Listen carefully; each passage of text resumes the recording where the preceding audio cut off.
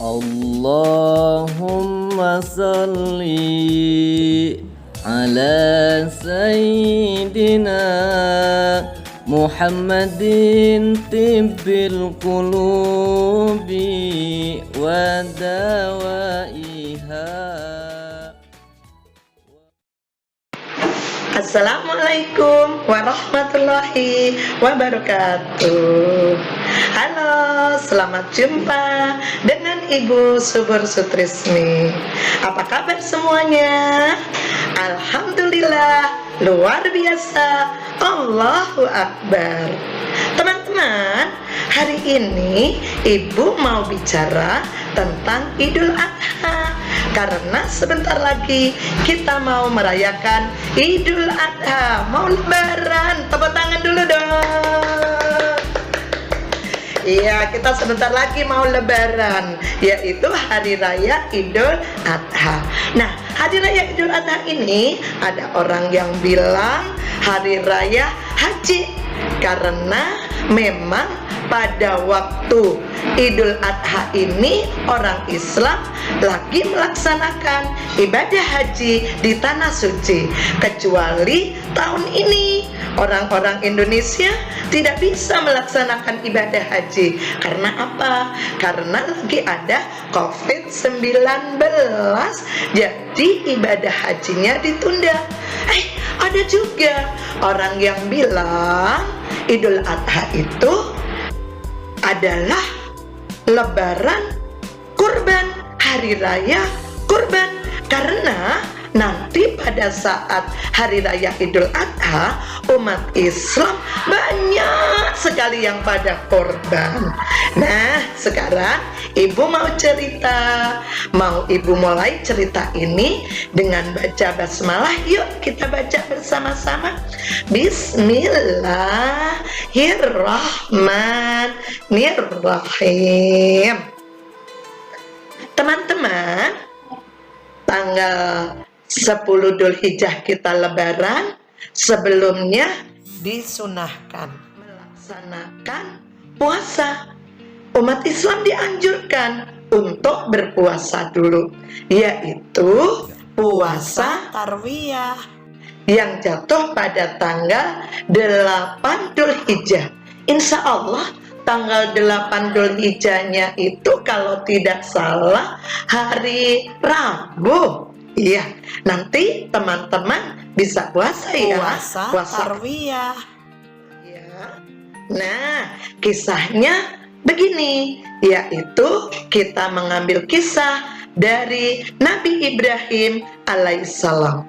Waktu itu malam tanggal 8 Dzulhijjah, Nabi Ibrahim alaihissalam bermimpi. Mimpi apa ya? Oh, dia mimpinya diperintah oleh Allah untuk menyembelih anaknya yang bernama Ismail. Jadi anak Nabi Ibrahim itu adalah Ismail. Nah, Ibrahim disuruh menyembelih anaknya. Siapa yang nyuruh? Allah menyuruhnya melalui mimpi.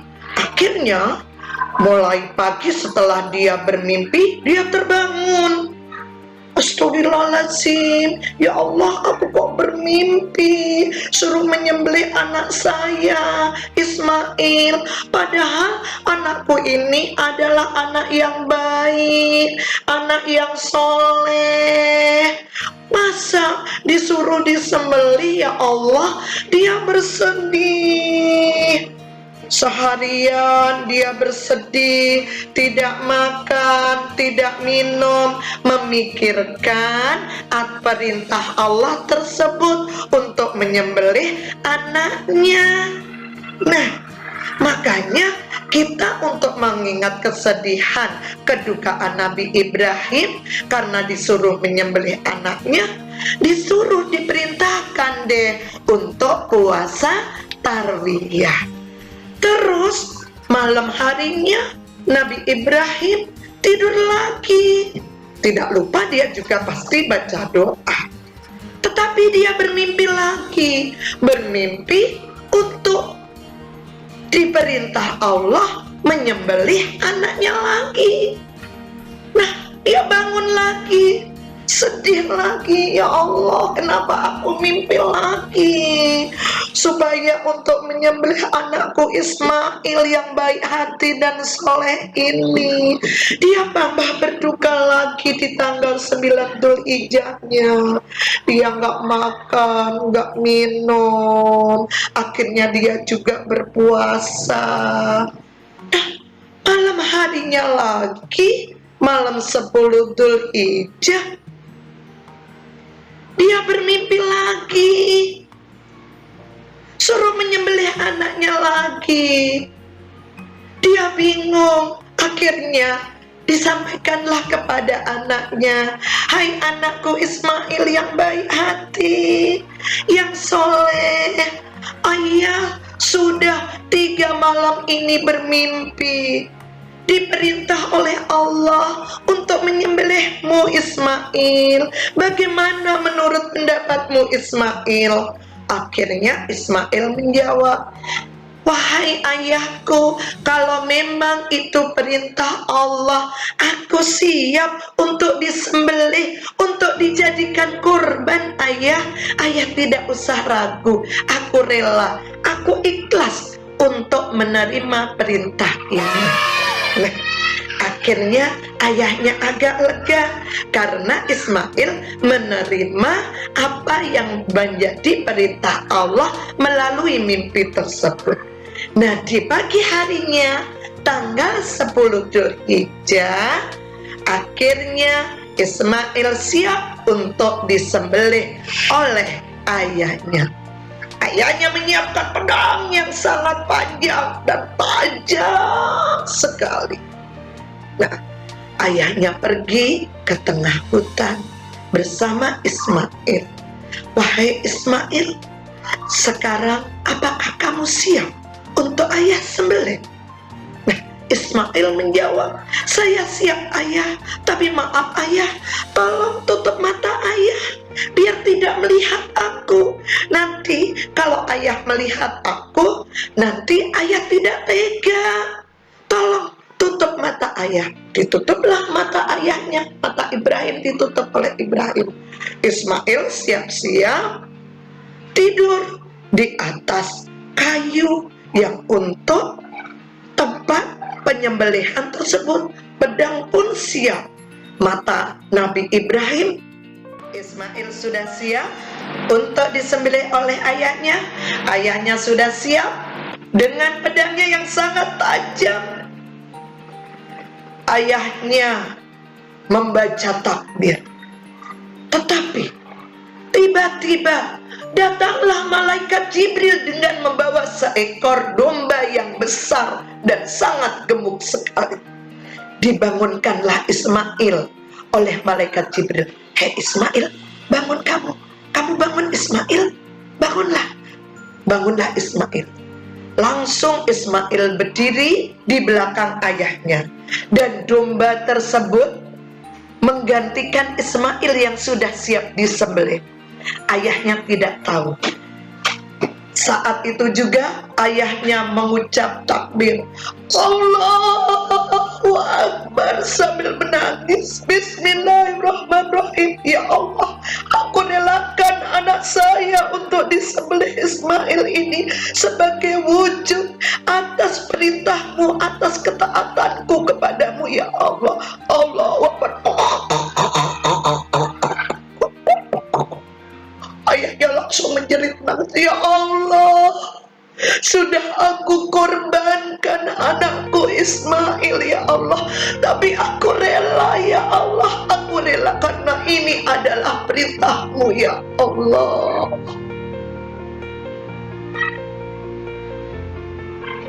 Tiba-tiba Ismail dari belakang langsung menepuk punggung ayahnya. "Ayah, ayah, ayah." Ayahnya nengok.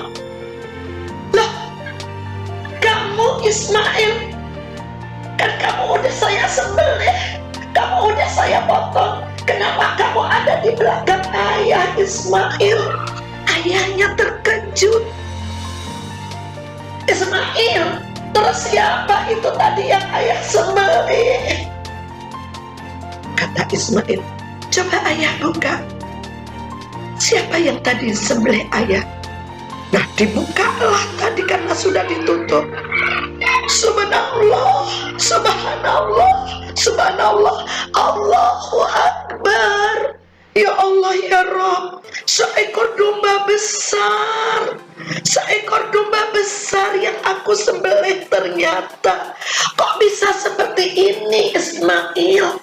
Ismail pun menjawab, ayah, tadi sewaktu ayah siap-siap mengeluarkan pedang dan akan menyembelih aku, ternyata malaikat Jibril datang ayah, membangunkan aku ayah, dan aku disuruh tidur di atas kepalanya, di atas kayu tersebut. Dan akhirnya yang disembelih itu tadi domba ayah, dan saya disuruh diperintahkan untuk berdiri di belakang ayah. Allahu Akbar, alhamdulillah, ini adalah kebesaran Allah ayah. Akhirnya mereka berdua berpelukan. Alhamdulillah anakku, ayah senang sekali. Ternyata Allah telah menguji kita dan kita terlepas dari ujian, dan Allah pun telah menggantikan kamu dengan seekor domba. Alhamdulillah ya Allah ya Rabb. Alhamdulillah, mereka sangat senang sekali.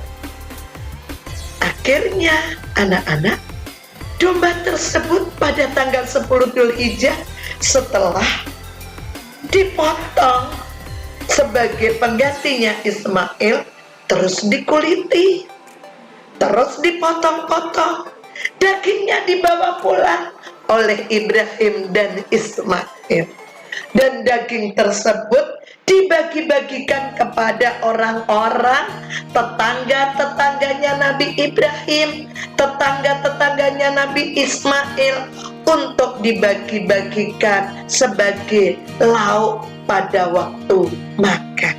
Alhamdulillah. Nah, maka dari itu di tanggal 10 Dzulhijjah itu kita merayakan hari raya Kurban, hari raya Idul Adha, karena kita diperintahkan oleh Allah untuk berkorban bagi orang-orang yang sudah mampu untuk berkorban. Makanya anak-anak, nanti di tanggal 10 Dzulhijjah setelah kita melakukan sholat Idul Adha, kita akan melaksanakan korban. Tapi ingat, di tanggal 8-nya harus apa dulu?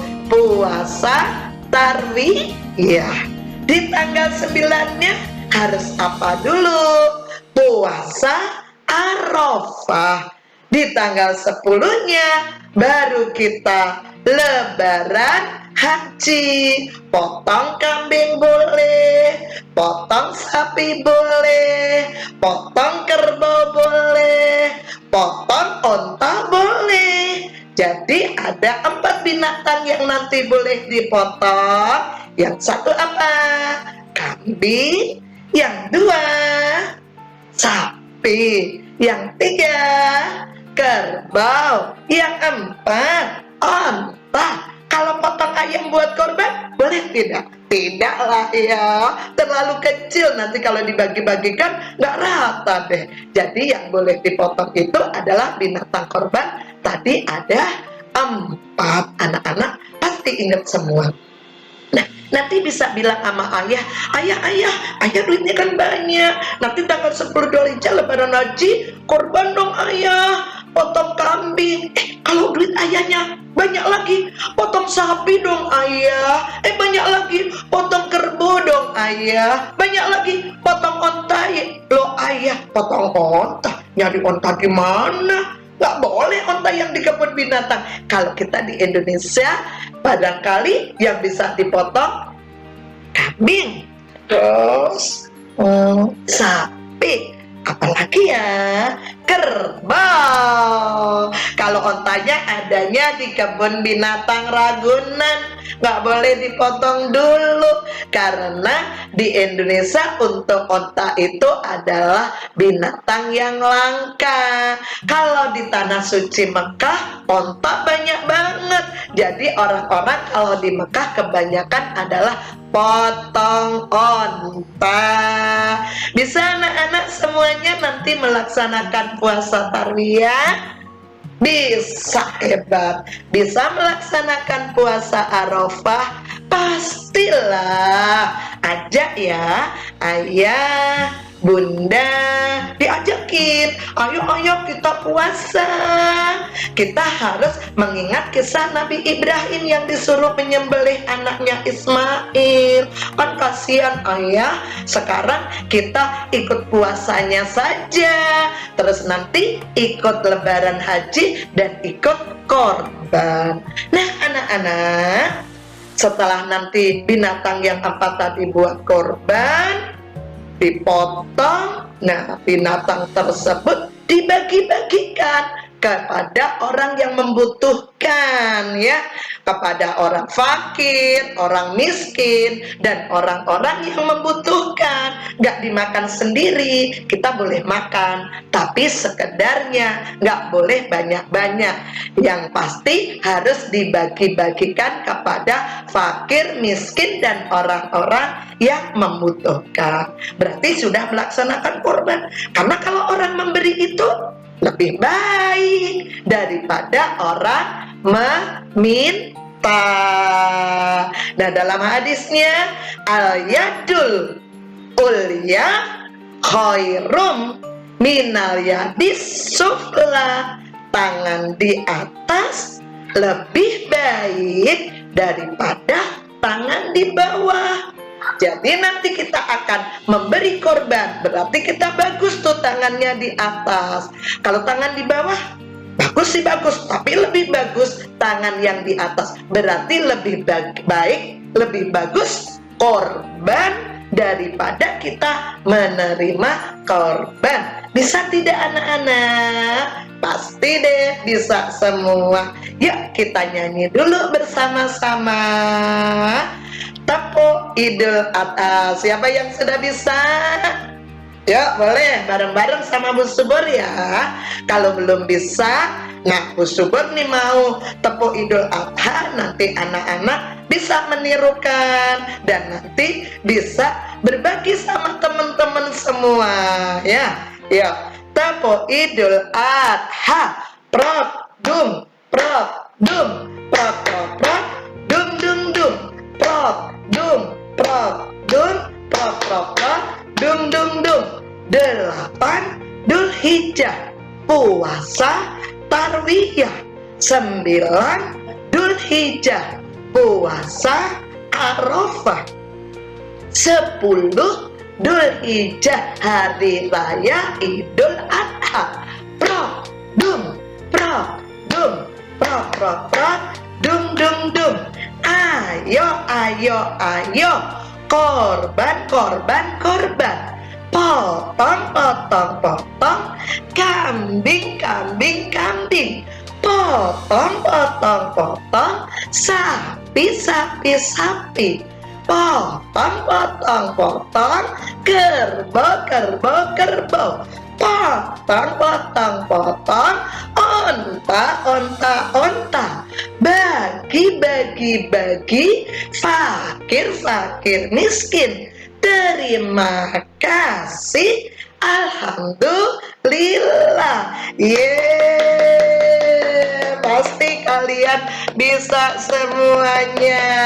Mau lagu yang satu lagi? Bu Subur punya lagu. Lagunya adalah potong hewan korban. Bu Subur nyanyi dulu ya. Nanti kalian bisa belajar sendiri. Sama mama boleh, sama papa juga boleh. Yuk, Bu Subur mau nyanyi dulu. Potong hewan korban di hari lebaran, potong dengan ikhlas membaca bismillah. Potong kambingnya, potong sapinya, kita rayakan hari raya Idul Adha.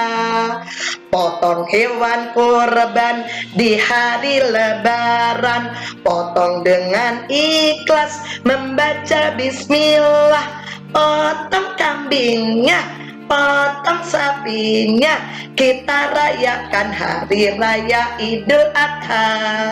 Kita rayakan hari raya Idul Adha.